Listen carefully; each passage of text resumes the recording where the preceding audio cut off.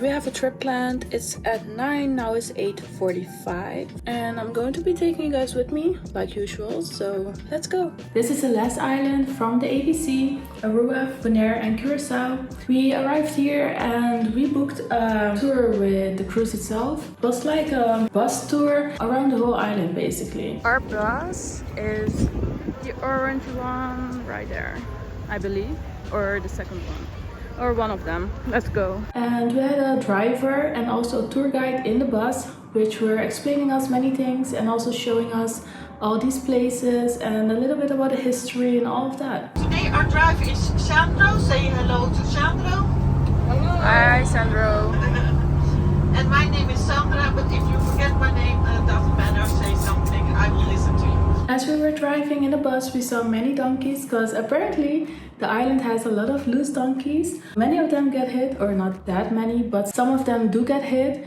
So there's a sanctuary of a lady, a Dutch lady, and there are like 800 donkeys there, but only the injured ones are allowed to stay there. And the rest is just gonna be walking loose on the island itself. So when we were in the tour in the bus, we saw many donkeys along the streets, which is quite interesting to see because we didn't see that on the other islands. Besides seeing the donkeys, we also saw some goats. Apparently these goats do have owners because the donkeys, they're free, like they don't have owners, but the goats do have owners, but they are allowed to roam free during the day, and then at the end of the day the owner will whistle and then the goats go home, or something similar like that. That's what we were told. So that's also interesting to see that these type of animals are just walking freely crossing the road in front of the bus and stuff like that. I did not see that, at least not in Europe. So yeah, that was something unique about Bonaire. So definitely if you're there, you're probably gonna see them as well. In front of us you see the Catholic church.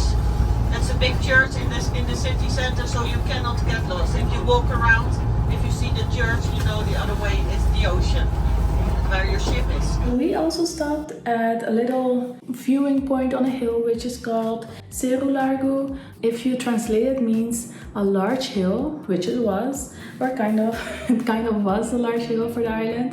And you had like these pretty views, so that was interesting. And there was also like a monument of the Catholic church on there. So we took a little bit of pictures there and show you guys.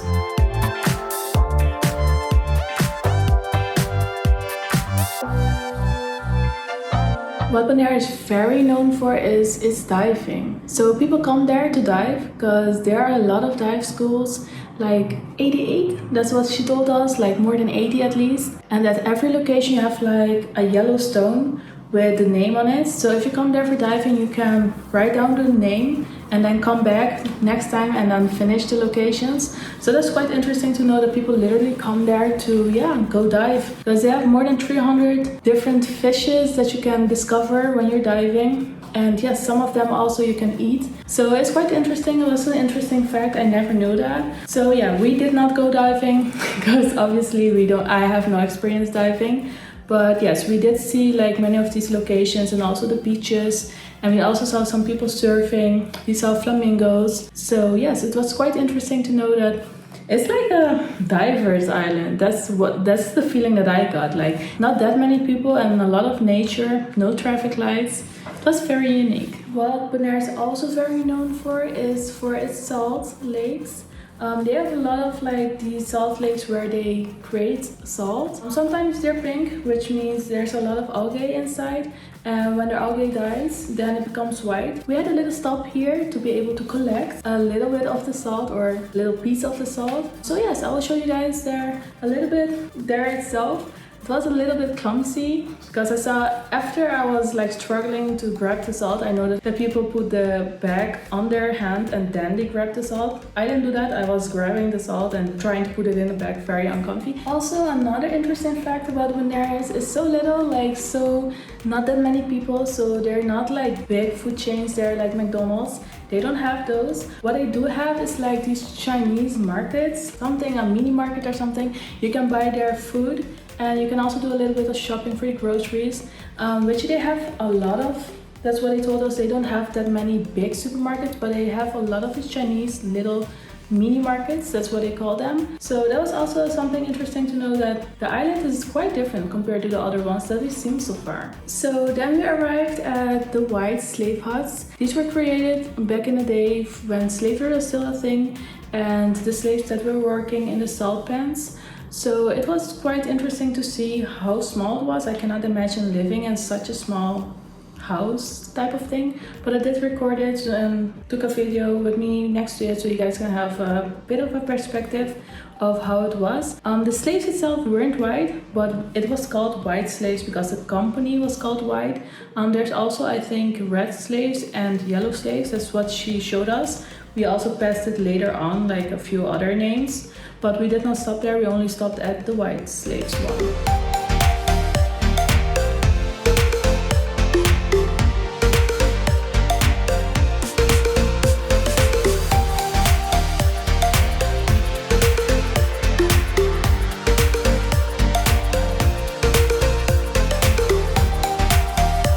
We also saw the oldest lighthouse of Bonaire. This one was built in 1837. It was there to guide the ships that came in. So yeah, I at least took a little walk, saw like the monuments and a little description of it. So the last stop for this tour was the Sebastian beach. So this here is a windsurf and full area where you can windsurf and also full.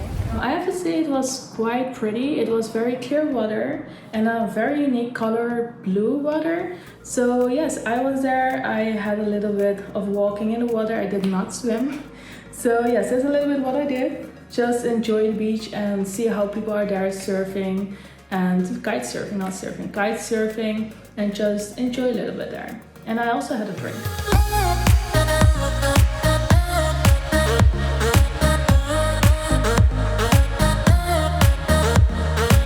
And after this tour, we took a little bit of a short walk through the city. It had like a main street that they recommended us to take a walk through, which we did. We also bought a souvenir and a hat, and we also just saw a little bit of the market and a little bit of the vibes. It was way smaller than the other islands that we saw, so that was quite interesting that they don't have that much, but they do have stuff. And yes, it was a very short walk, so we did not record that much because there was not that much to record. That was a quick city center. Now we're going back to the boat. It's very small.